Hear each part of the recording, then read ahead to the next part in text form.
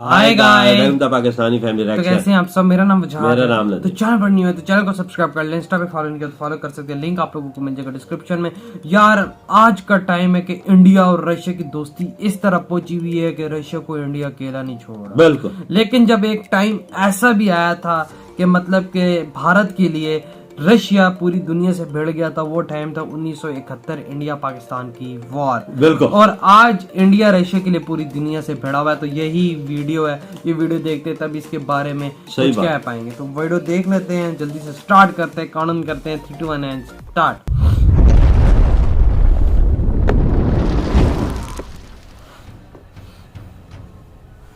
Russia एक ऐसा देश जिसने हर जरूरत की घड़ी में भारत की मदद की। बिल्कुल बिल्कुल। लेकिन एक ऐसा दौर भी था जब आधी दुनिया ने भारत को हर तरफ से घेर लिया था। जब भारत उस युद्ध में अकेला सबसे भिड़ जाने के लिए खड़ा था, तब रशिया ही था जो भारत के लिए आधी दुनिया से लड़ गया। अकेला खड़ा हो गया। नमस्कार, मैं हूं सैबी और आप देख रहे हैं ऑफबीट हिंदी। आइए आज जानते हैं उस युद्ध की पूरी कहानी जो रशिया और इंडिया की दोस्ती की मिसाल बन गया। बिल्कुल। आज अगर इंडिया आप ने इस चैनल चीज पर को नए याद हैं रखा तो हुआ है। चैनल को सब्सक्राइब करके उस बेल आइकन को जरूर प्रेस कर दें। देखते हैं अब।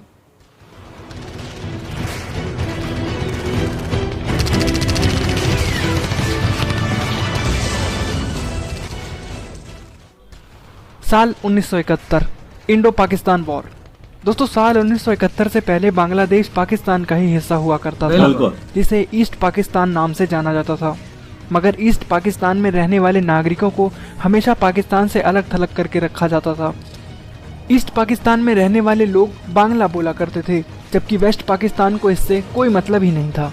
ऐसे में पाकिस्तान की सरकार में हमेशा वेस्ट पाकिस्तान का ही बोलबाला रहा, जिससे ईस्ट पाकिस्तान को जरूरी डेवलपमेंट नहीं मिल पाया।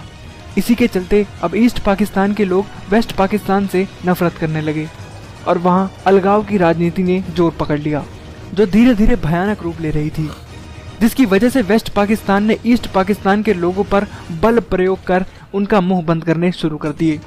पाकिस्तान के डर की वजह से ईस्ट पाकिस्तान के लोग भारत में अवैध तरीके से प्रवेश करने लगे। धीरे धीरे कई सारे ईस्ट पाकिस्तानी भारत में प्रवेश कर गए, जिससे भारत की मुश्किलें और बढ़ गईं। इन हालातों पर गंभीरता बरतते हुए तत्कालीन प्रधानमंत्री इंदिरा गांधी ने अमेरिकी राष्ट्रपति रिचर्ड निक्सन को इस बारे में जानकारी दी कि पूर्वी पाकिस्तान में हालात बदतर हो रहे हैं और वहां से लोग भागकर भारत में आ रहे हैं। निक्सन को इस बात की भनक लग चुकी थी कि भारत पाकिस्तान के खिलाफ जंग छेड़ने की तैयारी में है। दरअसल अमेरिका पाकिस्तान के साथ सेंटो और सिएटो संधि के तहत जुड़ा हुआ था। अमेरिका को डर था कि अगर युद्ध हुआ और भारत जीत गया तो उनके समर्थन से एशिया में सोवियत संघ का विस्तार और बढ़ जाएगा। 28 मार्च 1971 को अमेरिकी secretary of state will Roger को पाकिस्तान से एक खत आया, जिसमें लिखा था कि हमारी सरकार देश में पूर्वी हिस्से में फैली असंतुलन की स्थिति को काबू करने में पूरी तरह से फेल हो गई है। ऐसे में अब अमेरिका को यकीन हो गया था कि जंग तय है, इसलिए उसने चीन, यूके और बाकी देशों को भी इसमें शामिल करने की योजना बना ली। इसके लिए उन्होंने पाकिस्तान के जरिए चीन और बाकी देशों को संदेश पहुंचाया। लेकिन भारत इस बात से बेखबर था कि अमेरिका इस मुद्दे पर भारत को घेरना चाहता है। इससे बेखबर प्रधानमंत्री इंदिरा गांधी पूर्वी पाकिस्तान के बंगाली लोगों की स्थिति को सुधारने की आस लेकर अमेरिकी राष्ट्रपति निक्सन के पास पहुंची। उन्होंने निक्सन को बंगालियों के हालातों के बारे में बताया और इस स्थिति में हस्तक्षेप करने की गुजारिश की, लेकिन निक्सन ने उन्हें किसी भी तरह की मदद देने से इनकार कर दिया, क्योंकि अमेरिका भी ये नहीं चाहता था कि भारत किसी भी हालत में पाकिस्तान से जीते। ऐसे में अब भारत के पास युद्ध ही एकमात्र रास्ता रह गया था। खतरनाक होती स्थिति के बीच भारत ने अपनी पूर्वी सीमा पर बंगाल की खाड़ी में अपने लड़ाकू जहाज तैनात कर दिए। हालांकि जब तक भारत की ओर से पहला वार किया जाता, तब तक 3 दिसंबर की रात को पाकिस्तान की ओर से भारत पर हमला कर दिया गया। भारत को इस बात का अंदाजा था, इसलिए भारत पहले ही तैयार बैठा था और इसी के साथ भारत ने भी युद्ध का आगाज कर दिया।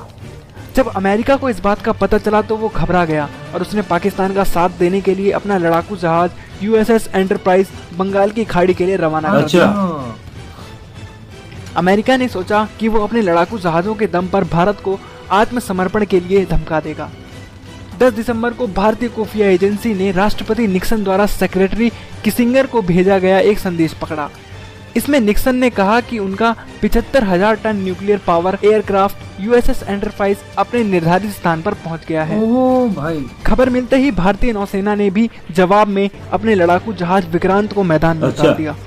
अब यूएसएस एंटरप्राइज और भारत के बीच विक्रांत चट्टान बनकर खड़ा था।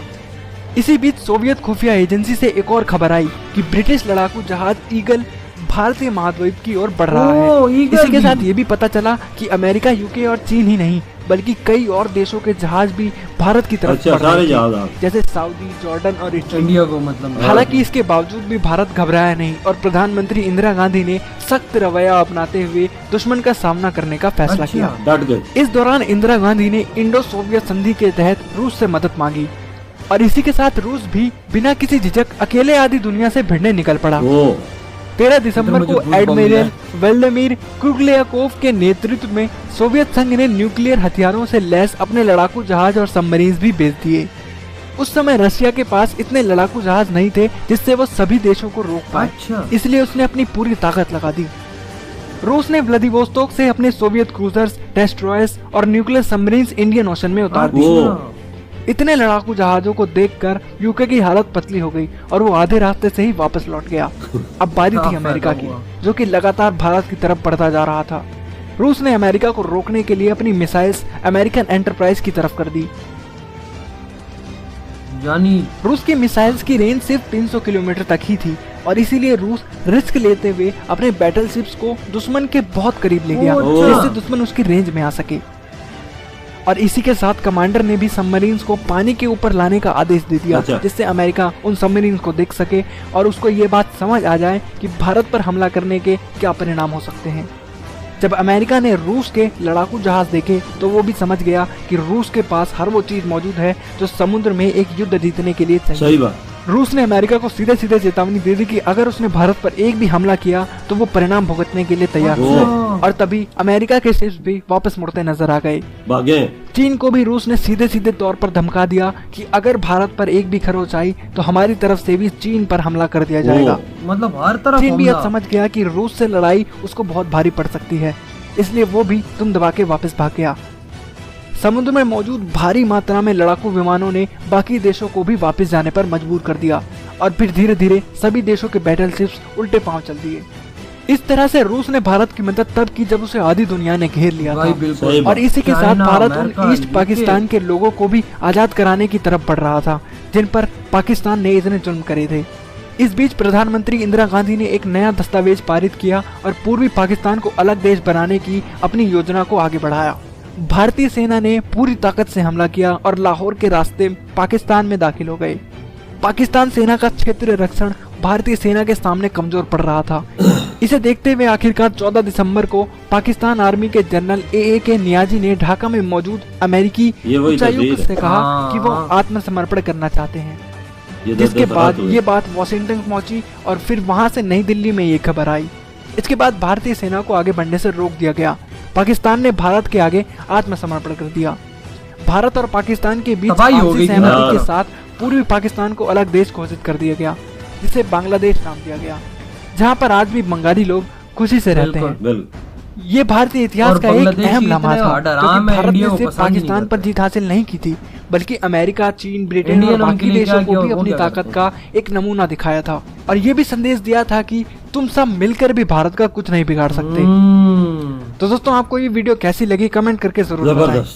और अगर आप चैनल पर नए हैं तो चैनल को सब्सक्राइब करके उस बेल आइकन को जरूर प्रेस कर दें, जिससे आपको ऐसी इंटरेस्टिंग वीडियोस मिलती रहें। इधर हो ये वीडियो खत्म यार। वाकई में मतलब कि वो ऐसा टाइम था जब इंडिया का साथ देने वाला कोई नहीं था। बिल्कुल दुनिया बिल्कुल इंदिरा गांधी थी, इन्होंने हेल्प मांगी भाई अमेरिका से, रशिया से। अमेरिका से तो मांगी ना, वो तो जाहिर सी बात है, सारी सूरत हाल से आगाह करने गई था, लेकिन उन्होंने वो तो खिलाफ कर दी। वो तो खिलाफ ही थे ना इंडिया के उस टाइम में। यही बात करो कि वो तो बिल्कुल खिलाफ थे, इंडिया को बिल्कुल पसंद नहीं करते थे वो लोग, और पाकिस्तान के साथ अच्छे रिलेशन थे। जब उन्होंने मना किया, जंग हो गई शुरू, पाकिस्तान ने बिल्कुल 71 में पहला अटैक किया था इनके एयरपोर्ट्स पे।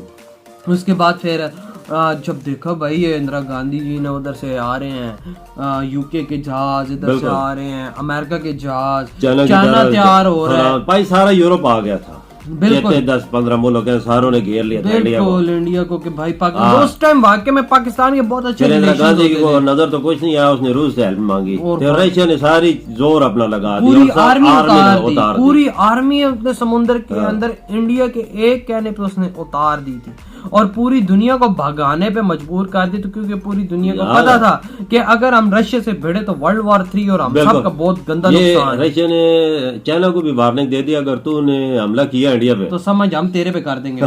ये देखे ना, मतलब ये वो टाइम था जब रशिया ने इंडिया का साथ दिया और आज वो टाइम है जब रशिया का इंडिया साथ दे रहा है। बिल्कुल सही दे। आज मैं आपको बताता हूँ इंडिया ने रशिया के लिए क्या क्या किया है। रशिया पे जब पूरे यूरोप ने पाबंदियां लगा दी, वो रशिया को अटैक तो नहीं कर सकते, कोई बिगाड़ नहीं सकते, लेकिन इंडिया ने रशिया को बोला कि हम तुमको खाना पीना चीजें प्रोवाइड करेंगे, तुमसे हम कारोबार करेंगे पैसे की सूरत में, डॉलर की भी जरूरत नहीं, तुम रुपये में हमसे कारोबार करो। बिल्कुल अपनी मंडियां खोल दे। बिल्कुल। और पूरे इंटरनेशनल मंचों पर इंडिया फुल सपोर्ट दिखा रहा है रशिया को। ये होती है दोस्ती और ये होता है एक मतलब दोस्ती का निजाम कि भाई एक टाइम था रशिया ने हेल्प किया, आज इंडिया उस दोस्ती को फुल एंड फुल तरीके से निभा रहा है। ये उस टाइम पे उन्होंने हेल्प की थी ना, आज इंडिया उसका असाब दे रहा है, उनके साथ दोस्ती कर उनके साथ दोस्ती और निभा भी रहा है। अमेरिका तक आया इंडिया को बोला कि भाई तू इसके खिलाफ हो जा। इंडिया ने बोला तू कौन होता है कि भाई मैं इसके खिलाफ हूँ, आज देख लो क्या कर रहा है। हर मंच में इंडिया रशिया का साथ यूक्रेन, बिल्कुल यूक्रेन की भी कर रहा सहायता, उनको थोड़े बहुत वो खाना पीना वो जो ह्यूमैनिटी से रिलेटेड चीजें भेज रहा है, लेकिन जो फुल एंड फुल सपोर्ट है वो रशिया के साथ है। रशिया की क्यों ना करे जी, देखे ना आप 1971 में कैसे उन्होंने साथ दिया, फिर इंडिया ना दे तो पीछे मुड़ने की बात तो नहीं है ना। इंडिया जैसे दोस्ती करता है वो पीछे मुड़ के नहीं देखता। ये टाइम है ना, इस टाइम पे इंडिया साथ दे रहा और ये है कि भाई आज रशियन भी कह रहे हैं कि भाई हमने जिस देश से दोस्ती की है उस देश ने सब कुछ निभाया हमारे साथ, बिल्कुल निभाया और निभा रहा है और आगे भी निभाता रहेगा। देखो ना प्यूटन, कोई उधर जंग आज चल रही है यूक्रेन के अंदर, जो कुछ होती है प्यूटन हर बात, जिस तरह वो 1971 में इंडिया हर बात रशिया के आगे कर रहा था, इस तरह आज रशिया इंडिया के आगे कर रहा है। ये सारी स्थिति चल रही है, इंडिया कह रहा है फिक्र न कर हम तुम्हारे साथ है। 2 दफा तो टेलीफोन भी कर चुका है, 2-3 दफा हर चीज पल पल की खबरें बता रहा है इंडिया को। बिल्कुल। तो यार आप लोग बताएं, आप इस दोस्ती के बारे में क्या कहेंगे? एज अ पाकिस्तानी हमें खुद लग रहा है कि भाई हमारा भी ऐसा एक दोस्त होता तो मजे ही आ जाए। बिल्कुल यार, हमारा तो चाइना में भी दोगला और अमेरिका भी दोगला, कोई किसी के सगे नहीं है, लेकिन यहाँ पे इंडिया और रशिया की दोस्ती का मैं कहता हूँ कोई सवाल और जवाब बनता ही नहीं है। तो यार आप लोग बताएं आपके क्या थॉट है। इधर वीडियो खत्म करते हैं, अपना बहुत ही ज्यादा ख्याल रखिए, बाय।